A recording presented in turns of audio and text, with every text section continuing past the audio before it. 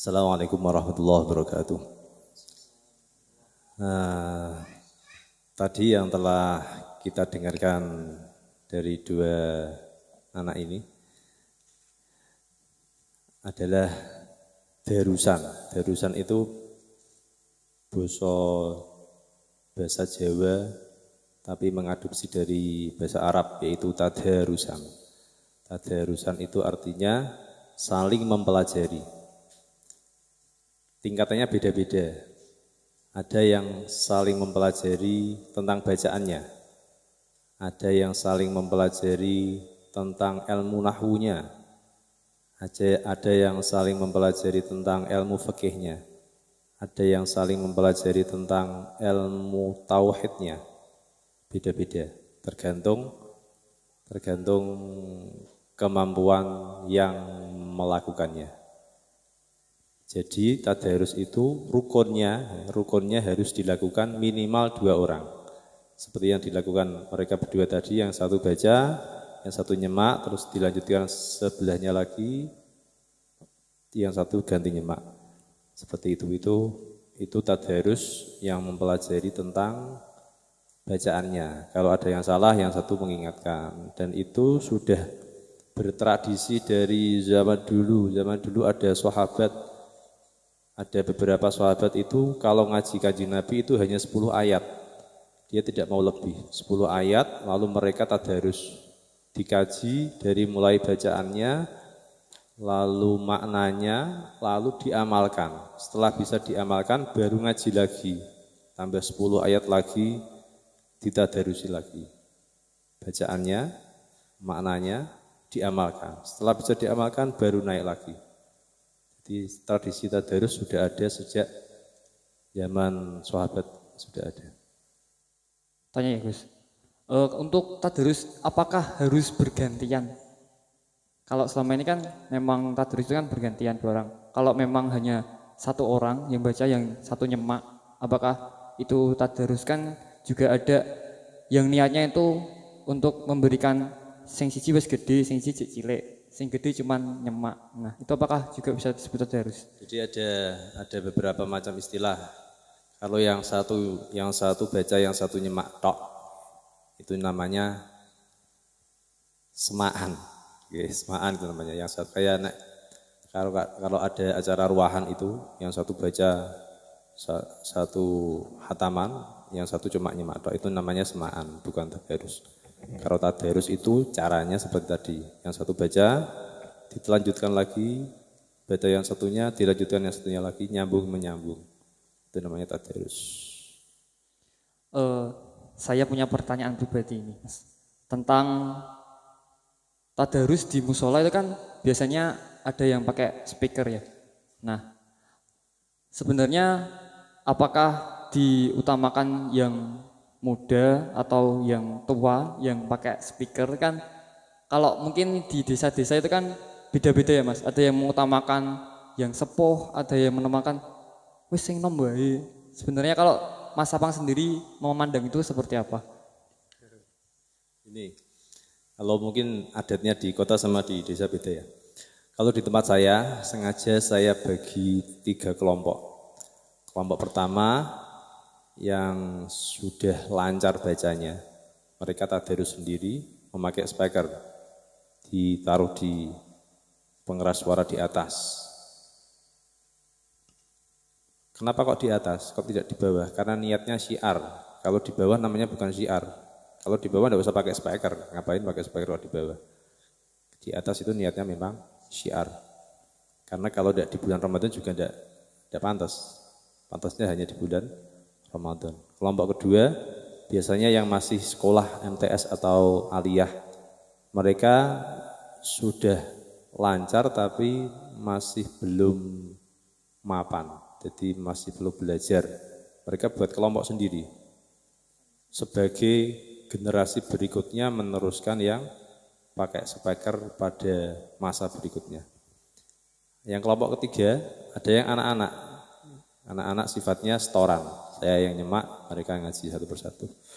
Jadi di tempat saya tidak ada yang namanya darusan orang tua, tidak ada.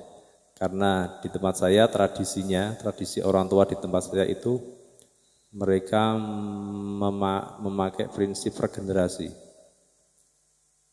Mereka lebih senang melihat anak-anaknya yang tampil daripada mereka sendiri yang tampil.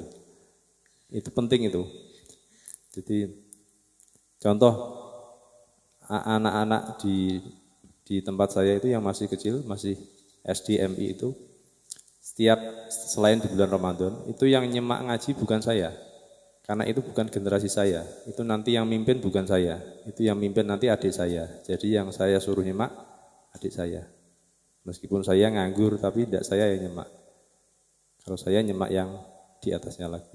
Jadi setiap generasi harus dipersiapkan siapa pemimpinnya nanti. Jangan yang tua terus. Nanti kalau yang tua hilang, kita ribut cari pemimpin. Jadi dipersiapkan dari awal.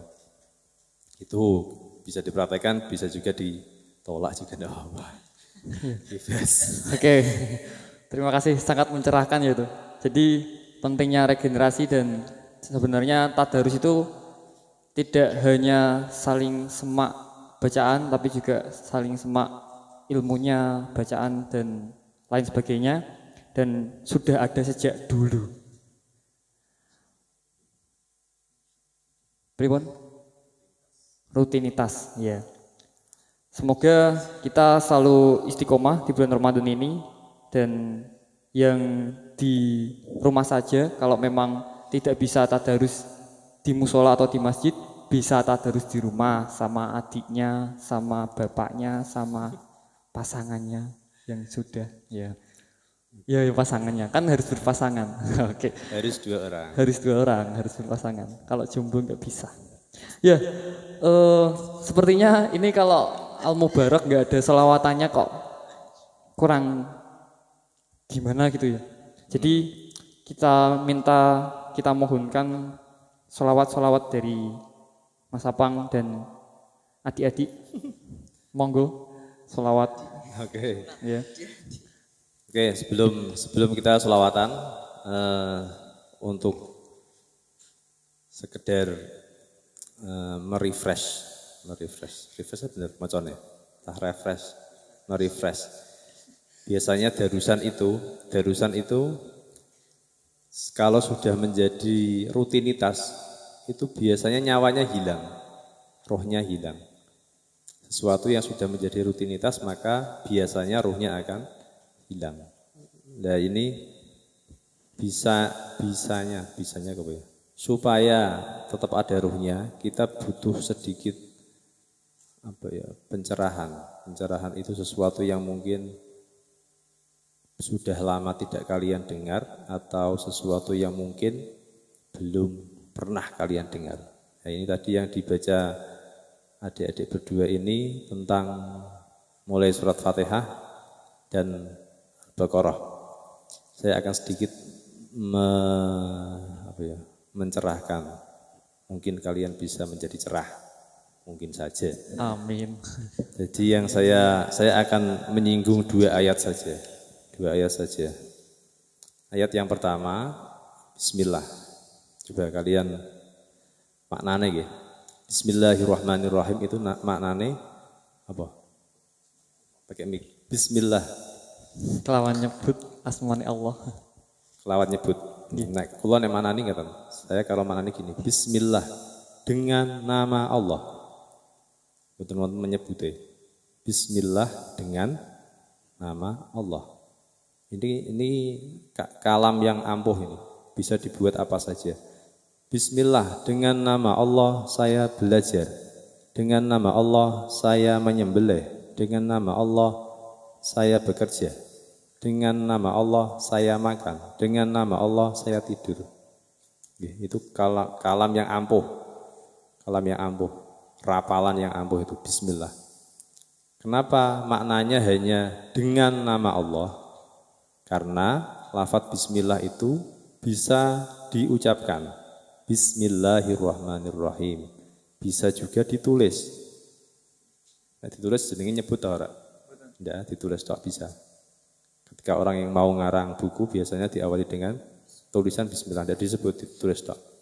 Atau bisa juga di dalam hati tak, tidak ditulis, tidak disebut tapi di batin. Contohnya ketika kita mau doa di dalam kamar mandi, nah itu di batin aja, tidak usah dilafadzkan. Jadi bismillah itu dengan nama Allah. Oke. Terus yang selanjutnya, belakangnya itu Ar-Rahmanir Rahim. Ar-Rahmanir Rahim niku maknane makna lumrahnya maha pengasih, maha penyayang. Coba, ketika ada orang non-muslim yang baru membaca terjemahan Al-Quran pertama saja dibuka, terus membaca teks dengan nama Allah yang maha pengasih, lagi maha penyayang, dia tertarik tidak dengan Tuhan kita? Tertarik serius. Tertarik. Coba bandingkan ketika dengan nama Allah yang sangat dahsyat siksanya. Oh, kira? Iya. Beda kan? Itulah kenapa bismillah ditaruh di awal, supaya orang yang mengenal Allah niku di dalam alam bawah sadarnya Gusti Allah iku apian banget, uga ana meden-medeni blas. Itu bisa menumbuhkan rasa tertarik kepada Islam dan selalu menumbuhkan rasa husnudzon kepada Gusti Allah. Kasih sayang kok kira, kasih sayang. Itu tentang bismillah. Yang kedua tentang alhamdulillah. Alhamdulillahirabbil alamin, maknanya apa? Seluruh pujian hanya bagi Gusti Allah. Selain Gusti Allah berhak dipuji enggak? Tidak berhak. Piye carane? Bisane kamu bisa punya keyakinan bahwa kamu tidak berhak dipuji. Ya, saya ciptaannya Allah. Contoh ya. Contoh yang ada pada diri saya sendiri. Nek nyontok ke wong nanti keliru malah diprotes. Nah, diri sendiri kan tidak diprotes. Ini cara mengolah pendirian kita supaya kita bisa memahami lafaz alhamdulillahirabbil alamin dengan benar. Contoh, kata orang saya punya suara yang bagus, kata orang. Itu latihan saya melepaskan suara saya dari diri saya. Suaraku mau tak tokno. Suara ini bukan diri saya. Suara ini hanya sesuatu anugerah yang kebetulan dititipkan kepada saya. Ketika ada yang memuji saya, aku malah bangga tau ora. Suaraku wis tak tokno lho. Ini bukan suara saya, tak tokno. Ketika ada yang memuji saya, suaramu kok apik, Mas? Saya bangga apa senang? Biasa saja. Bangga enggak? Pantas gak nek bangga? Tidak. Gak, wong suarane wis tak lepas. Tapi saya senang enggak kalau ada orang yang bilang gitu? Akhirnya ya senang. Senang karena sesuatu yang dititipkan kepada kita mendapat pujian. Tadi yang dipuji saya apa suara saya? Suara. Nek suaranya bilang saya dipuji enggak? Enggak mungkin. Yang dipuji suaranya, dan suara itu sudah saya lepaskan dari diri saya. Itu podo karo dia muji Gusti Allah. Makanya orang yang sudah memiliki kesadaran seperti itu, ketika dipuji, suaramu kok apik Mas, langsung alhamdulillah. Ora, ya iyalah. Enggak ngono. Suaramu operatornya. Iyalah, enggak ada gitu. Jadi kalau kita sudah punya Mas Ulum gak fokus. Keyakinan, kita punya keyakinan seperti itu, setiap kali ada orang yang memuji kita langsung bilang Alhamdulillah. Alhamdulillah saya diberi titipan suara yang seperti itu. Dan itu berlaku bukan hanya suara. Orang yang alim, yang punya ilmu sangat tinggi, itu ketika dia meyakini bahwa ilmu itu adalah miliknya, dia akan sangat sombong. Semakin ilmu tinggi semakin sombong. Tapi ketika dia bisa melepaskan ilmu itu dari dirinya, angger ana wong muji, dia akan bilang alhamdulillah. Itu tentang alhamdulillahirabbil alamin, bahwa segala puji pada hakikatnya adalah milik Allah. Hanya milik Allah. Kita hanya GR saja. GR. Jadi banyak orang yang GR karena dipuji, padahal cuma Sing dipuji kiai sing dipuji napa? Ngalime. Ilmune. Umpamane ilmune dijibuk Gusti Allah, tidak ada yang muji. Okay. Ketika dia punya kesadaran seperti itu, maka setiap orang akan bilang alhamdulillah ketika dipuji. Oh, seperti itu. Ngoten nggih. Itu pencerahan supaya jadi ketika darusan itu minimal ya. Minimal kalian darusan 1 juz buka tafsir 1 lembar saja. Itu manfaatnya besar. Gak usah tafsir yang bahasa Arab, keduren. Tafsir yang bahasa Jawa Al-Ibris itu.